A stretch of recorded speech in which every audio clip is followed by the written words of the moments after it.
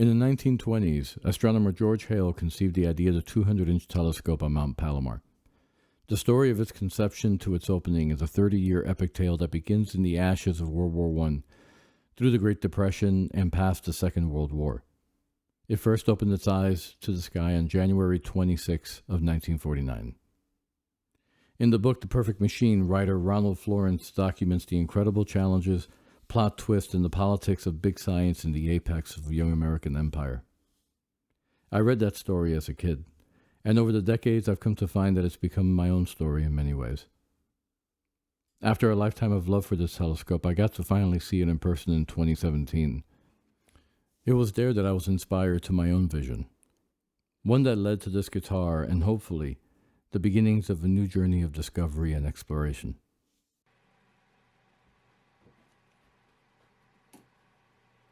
What's the difference between a foundation and a skeleton? It's a weird question, right? I know, it's weird. But if you think about it, they both perform the same function. We were talking about how the cytoskeleton holds up the shape of the neuron. The foundation of something holds up the things that are built on top of it. That's what a skeleton does. I think the difference between a skeleton and a foundation is that a skeleton has to move. The mirror of the Hale telescope is 200 inches in diameter. It alone weighs 2.4 tons. That's just the mirror. And that mirror is polished to an accuracy of 2/millionths of an inch. And all of this weight, all of this structure, all of this accuracy had to move with greater precision than the finest watch as it tracks the stars across the night sky. Much that is possible because, as you can see in the design, it looks like a skeleton. It's this framework that's enough to hold up all that weight. And so I thought about that as I was doing this headstock.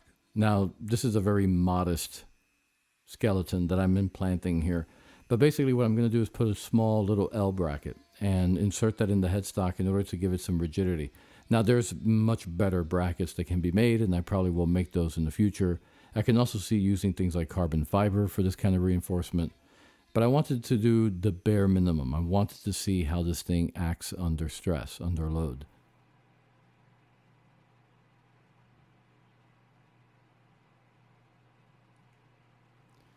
The strings on an average tuned guitar have about 200 pounds worth of pull on the headstock. This thin piece of wood has to basically maintain those 200 pounds of pressure. And I actually think that on its own it is, especially with the laminated Purple Heart and the laminated wood on the back. But this will also give it more rigidity, and that'll give the instrument better tuning stability, as there'll be less flex in the wood.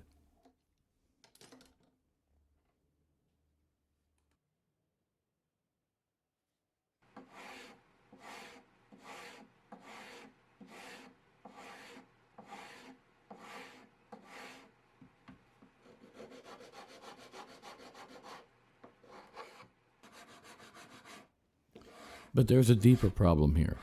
Because you see, one of the biggest faults here is that all the string tension, those 200 pounds of pressure, are going to be on the base side of the neck. It's going to be sitting on the top side.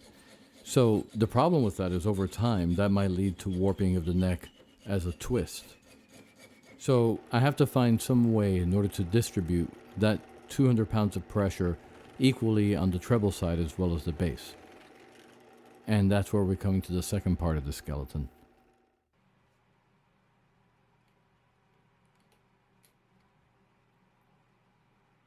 By using this piece of aluminum beneath the tuners, it'll give additional rigidity to the actual headstock itself, and it'll help transfer, by attaching it to the other side, 200 pounds of that pressure onto the treble.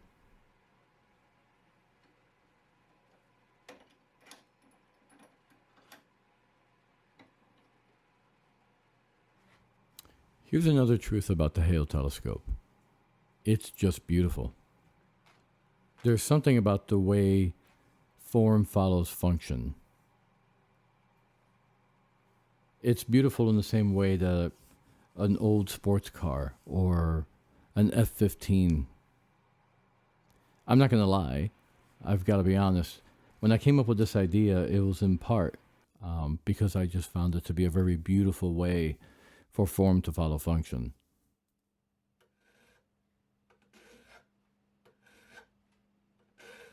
I think you can expect to see a lot more ideas like this going forward.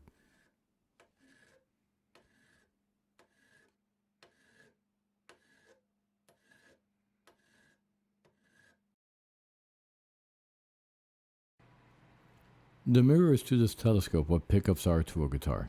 It's the detector that reveals the sound that we cannot hear without it. What I am making here, or what I am calling the Sagan array, is I'm going to be making 4 different pickups for this guitar. Each one is a little bit different than what you would consider normal pickups. They're just going to cover 3 strings. Ultimately, the goal of this is to not just run a mono system, but a dual channel system that I think will become apparent. Well, you'll see where I'm heading with this in the final episode.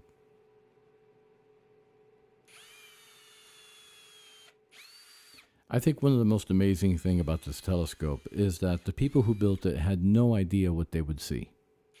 I mean, imagine they just turned on the telescope and... So what did you see, Mr. Hale? Stars. Just lots of stars. But they took a chance because they believed that there was something new to discover, something else to see.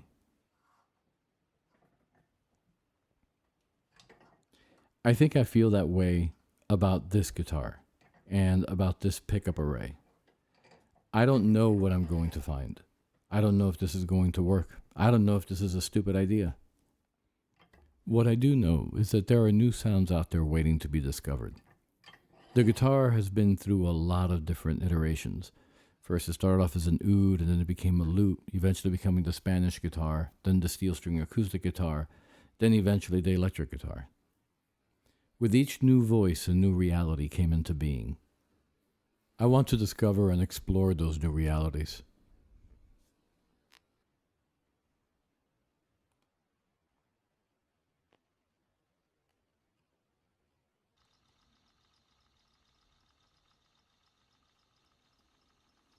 In episode 6 of Carl Sagan's Cosmos, he chronicles the exploration and the spirit of discovery from the first ships to the Voyager spacecraft.